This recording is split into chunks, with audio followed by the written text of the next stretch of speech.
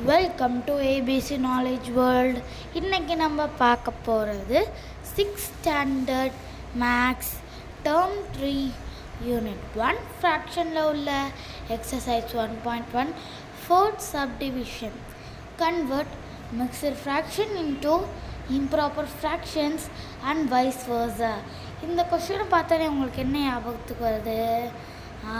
Correct, super, கரெக்டாக தான் சொல்கிறீங்க.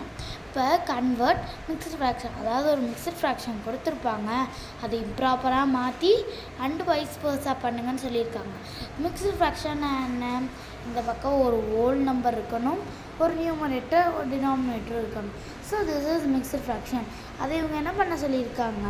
இம்ப்ராப்பர் ஃப்ராக்ஷனாக மாற்ற சொல்லியிருக்காங்க. இது எப்படி இம்ப்ராப்பர் ஃப்ராக்ஷனாக மாற்றுறது? ரொம்ப ஈஸி தானே, வாங்க பண்ணி பார்க்கலாம்.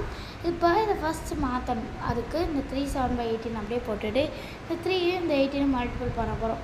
3 18 மல்டிபிள் பண்ணுறதுக்கு 18 போட்டு 3 பண்ணுவோம். இப்போ 8 3s are 8 1s are 8, 8 2s are 16, 8 3s are 24. Correct. 24 நம்ம அப்படியே போட முடியாது. ஸோ இங்கே 4 மட்டும் போட்டுட்டு மேலே 2 போட்டுக்கலாம். இப்போ 3 1s are 3 1s are 3. இந்த 2 அப்போ நம்ம எதுவுமே செய்யாமல் இருக்க முடியாதுல்ல.